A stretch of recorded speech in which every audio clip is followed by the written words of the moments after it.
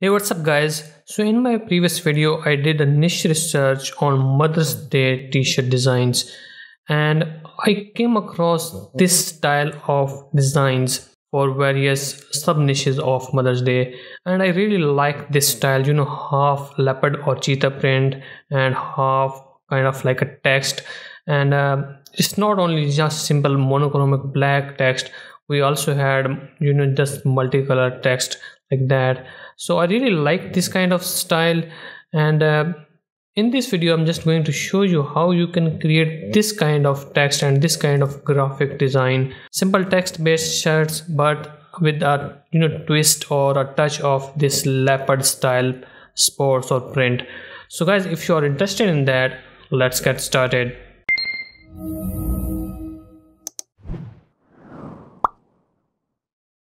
Now before I go and start creating the design, I would like to share some of the recommended fonts that you can use for this kind of design.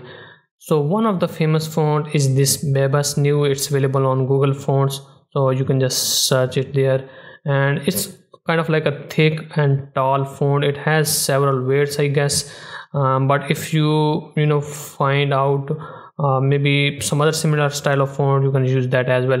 So the main goal is to use kind of like not wide, little bit taller font, but that should have bold letters as well. And the recommended font is this one. This is called Langdon font. It's available on 1001fonts.com and it's available for commercial use as well. It's totally free, and you get two type of style, this kind of like a 3D style and a single simple style, but it has this thick letters and a little bit taller font. Another font that you can use is in the similar style, which has the same look, is this Bill Titling, and it's available on thefont.com. So these are the recommended fonts, but of course you can use any font whichever you like. Now here inside Affinity Designer, the first thing that we are going to do is to create a leopard pattern. We are not going to create a repeating pattern, just a simple leopard style design. And if you already have a leopard repeating pattern and if you already know how to create it, you can skip this part. I have timestamps in the description, so you can skip to the next part. But those who do not know how to create their own leopard print or leopard design inside Affinity Designer, so they can follow this part. So I'm just going to create a new document. It does not matter which size, because I'm not creating a repeating pattern. I already have a lot of tutorials on this channel in which I showed you how you can create repeating patterns, so make sure that you check that out if you want to export this design in the form of a repeating pattern. So the tool that we are going to use is this called pencil tool right here, and if you just select this tool, and you might want to check this option, this button drop mode, like that, to get a kind of like a smooth design. We have not checked stabilizer because that will slow us down. So I'm just going to use this one. Now if you just start creating this design, it's very thin, very simple line. We do not want it, so let me undo it. We want thicker strokes, so in the width I'm just going to increase it to a higher number. Let's say maybe just put 20 here, like that. And now if we create it, we get kind of like these thicker strokes. Now if you want to go beyond it, definitely you can do it, but I am going to stick with this one. I'm going to make this artboard a little bit smaller because that's too big. Now I'm going to use this pencil tool with this width of 12 points and start creating like that. Now you can see that we get these kind of designs. So our goal is two type of design elements here. The first one is just simple like that, start creating like that, like a brackets, you have these math brackets in there, so half of that, maybe other side half of like that, maybe put a dot like that. So some of the shapes should be like that, just a half, make it thicker like that, and maybe put a dot here, and just make them close to each other like that, and just make them a little bit thicker, maybe put a dot here. So this is the main goal, to create shapes like that. This one like that, maybe another shape like that, create another maybe here, and then like that, and maybe put a dot here. And then the other type of shape that we want to create in these empty spaces is just simply black filled shapes. So some of these are going to be this kind of like open shapes with a little bit dot here, dotted style look, and other ones should have this kind of darker area, darker looks. So this is how you can create, and you are going to fill the, maybe just fill the document or choose this maximum area that you can use, and you should be okay to do it. And that should be the only thing that you can do. It's a repetitive process, so I'm not going to complete the rest of the thing because I have already prepared it. It is just to show you how you can create it.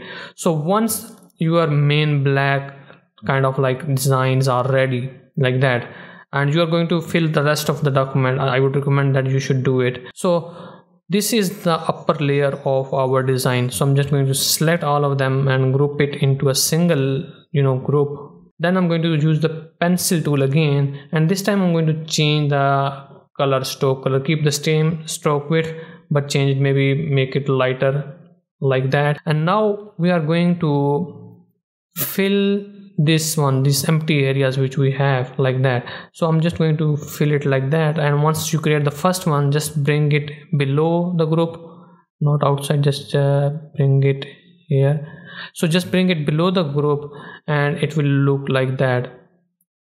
You can fill these areas, and just you do not have to fill everything, just keep some part of it as empty, just randomly rough like that. And if you want to create fill it like that on these areas, you can do it too. That's totally depends upon you. So once you have all of these things, so you will have two layers. Let me just group it. So you will have two layers, the black one and this one that is the colored one. So in this way you can fill the rest of the document. Okay, let me open up the one that I have already created. So this is the design that I already have created using the same technique. I have not created it into a repeating tile, just filled out the maximum part of the document. Now in this one, what I did is just applied a single rectangle in the background. You can see that we have two groups. The upper one is this simple black kind of like designs.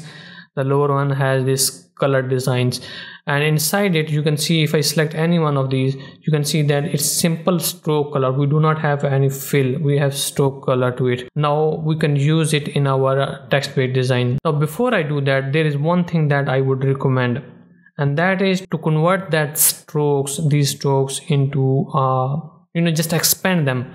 Select in this group, select the first one, go to the last one in the same group using pressing the shift key, and at the top choose layer and choose this option expand stroke. Now this will help you keep the look of your design same. If you do not do it, your design will mess up when you apply it in the text.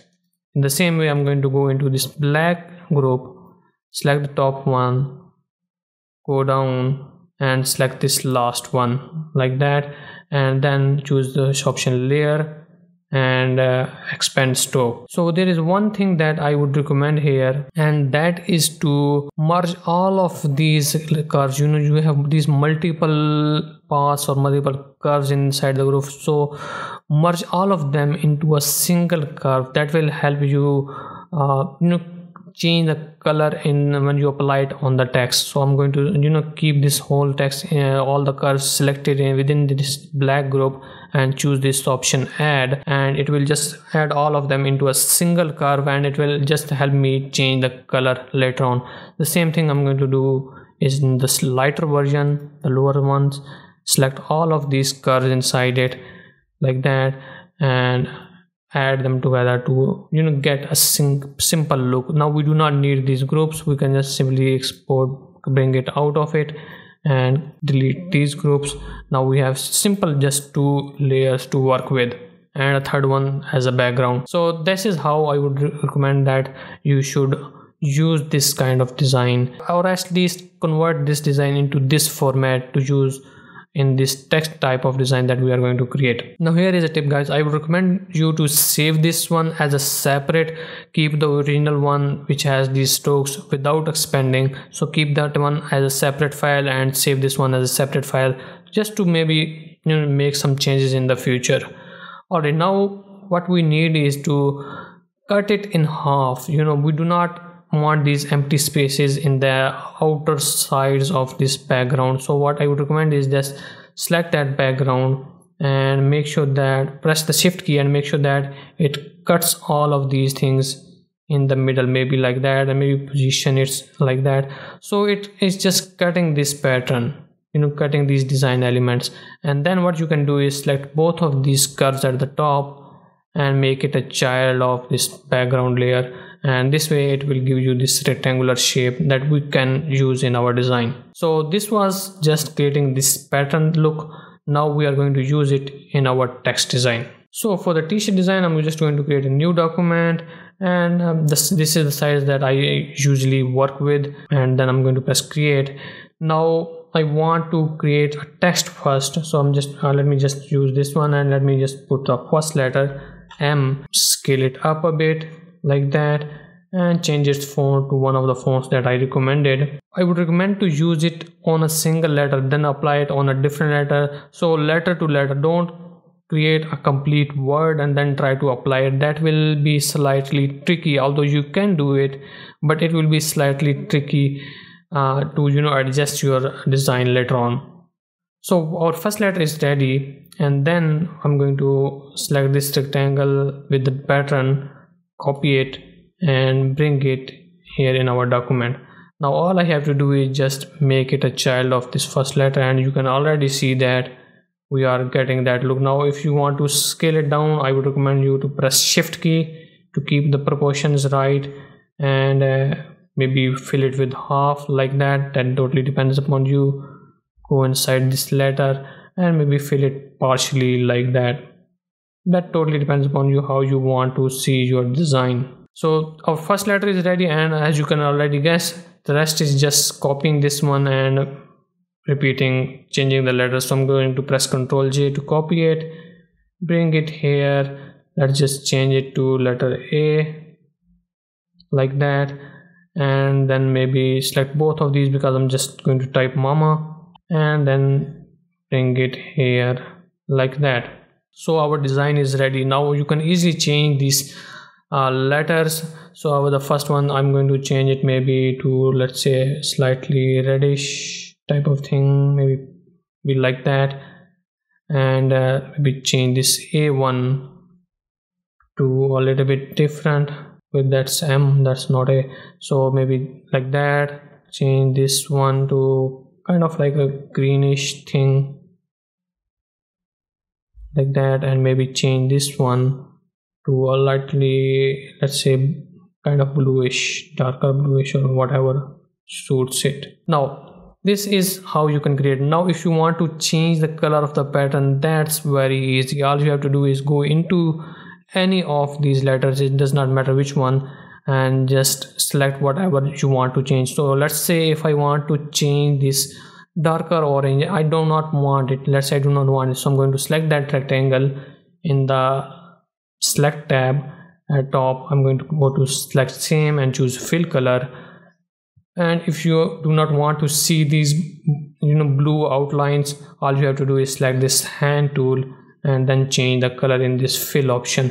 So I can change it to whatever color I want. Let's say maybe I want it kind of yellowish, this kind of thing, maybe let's say maybe yellowish or something like that, a little bit lighter. And then if I want to change the color of these design elements inside that blackish area at the background, this one, all I have to do is select this one and change its color. Actually, before I do that, I need to select the same in all of these places. So I'm going to go to select same, fill color, and then change it to maybe a darker one like that. So it totally depends upon you how you want to see your design. Maybe make it white. So that's how easily you can change your design elements according to your likeness. So you can easily see that it's also suitable for a black t-shirt design as well. And by the way, you guys, you can also change these individually because we have put all of these design elements separately in each letter. So if you want to create a color variation of each leopard print portion of these letters, you can easily do that as well. So guys, that's how easily you can create these kind of designs inside Affinity Designer, and these are totally editable. These are totally vector based graphics, which means that you can easily scale them up and scale them down and change color of every element in it, and use it for different niches as you see fit. Now for inspiration, I would recommend you to look at Google Images, maybe check the Amazon or Etsy or Redbubble to bring something different in this kind of style. So you can maybe apply some kind of a different pattern on the other portion of this M, or maybe just change this, let's say change this rectangle to the lower portion of the letters like that, just rotating it, make it the lower like that. And it totally depends upon you how you want to create your design. I just wanted to show you the basic process of creating this kind of style. So guys, if you have found this video to be helpful and useful, make sure that you like the video and let me know in the comments below. It will help me in the YouTube algorithm, and hopefully I'll see you in the next video, and thank you for watching.